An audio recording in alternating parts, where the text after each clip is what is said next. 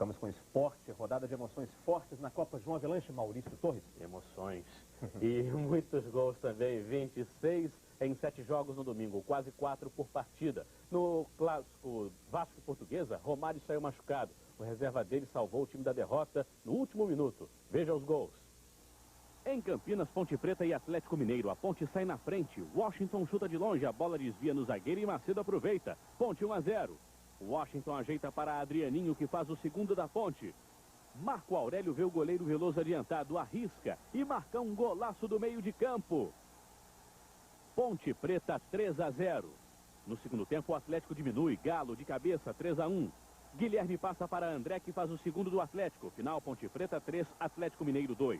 No Morumbi, Corinthians e Grêmio. Os gaúchos abrem o placar com Ronaldinho de cabeça. Anderson Polga, também de cabeça, marca o segundo do tricolor gaúcho. O Corinthians diminui com Gil. Final, Corinthians 2, Grêmio 1. Na Fonte Nova, Bahia e Santa Cruz. Jorge Wagner faz 1-0 Bahia. Robson empata para os pernambucanos. Dedê põe o Bahia em vantagem, 2-1. Pênalti para o Santa Cruz. Robson cobra e empata, 2-2. Mas o zagueiro Jean faz o gol da vitória. Final, Bahia 3, Santa Cruz 2.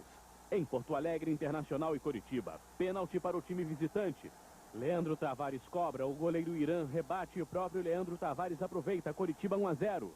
Depois do cruzamento, Diogo Rincon empata. Internacional 1, Coritiba também 1. Final. No Recife, Sport e Goiás. Russo chuta de longe, a bola desvia no zagueiro e entra. Sport 1-0. Segundo tempo, Thailson de cabeça faz o segundo. Final, Sport 2, Goiás 0. No Canindé, Portuguesa e Vasco, a Lusa sai na frente com Marquinhos cobrando falta. No comecinho do segundo tempo, Lúcio aumenta, 2-0. Luiz Cláudio aproveita o rebote e diminui para o Vasco, 2-1. Jogada na área e Luiz Cláudio, que entrou no lugar de Romário, que saiu machucado, empata o jogo. Final, Portuguesa 2, Vasco também 2. Na Vila Belmiro, o clássico Santos e Palmeiras. O Palmeiras sai na frente com Adriano, 1-0. No cruzamento de Michel, a bola toca na mão de Fernando. Pênalti. Edmundo cobra e empata, 1-1. O Palmeiras passa à frente também com um gol de pênalti cobrado por Arce, 2-1. Basílio faz o terceiro do Palmeiras, 3-1. Edmundo sofre pênalti. Ele mesmo cobra e diminui. Final, Palmeiras 3, Santos 2. Parte da seleção brasileira olímpica de futebol já está a caminho de Sydney. Os jogadores embarcaram ontem no Aeroporto Internacional do Rio. Quem também está voando para a Austrália é o nadador Fernando Scherer, o Xuxa, que esteve ameaçado de não disputar os Jogos Olímpicos. A expressão ainda não é das mais tranquilas, mas pelo menos o nadador Fernando Scherer vai dar o ar da graça nas Olimpíadas de Sydney. Depois de quase ser cortado por causa de uma lesão, Xuxa embarcou para a Austrália, junto com o iatista medalha de ouro em Atlanta, Marcelo Ferreira.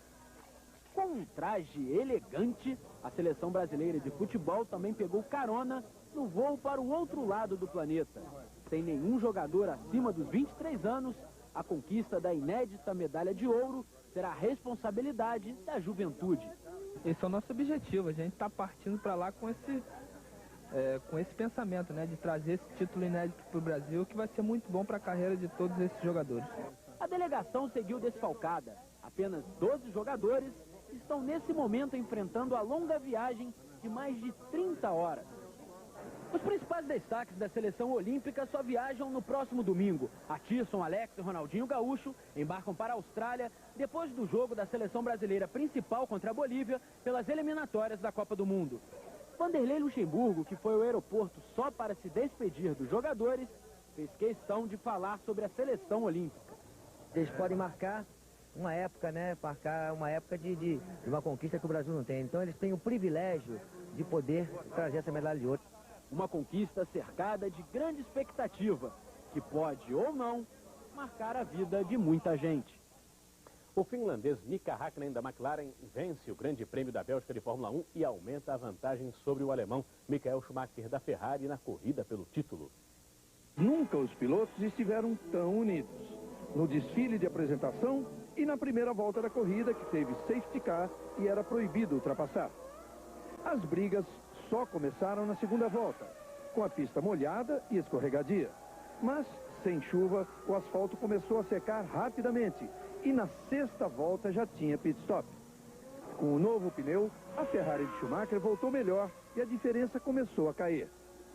Pressionado, Häkkinen cometeu um erro na 13ª volta. rodou sozinho e ainda teve sorte de parar na grama e não no guarda-reio. Schumacher assumiu a ponta. Barrichello tinha planejado 3 paradas, mas a gasolina acabou antes. A estratégia para Schumacher era diferente. O alemão saiu do pit stop com gasolina para ir até o final. A McLaren fez o mesmo com Hakkinen, só que desta vez o carro voltou bem e o finlandês entrou na briga direta com Schumacher, faltando 7 voltas para o final. A primeira tentativa foi na parte mais veloz da pista, a 330 km por hora. Schumacher se defendeu bem.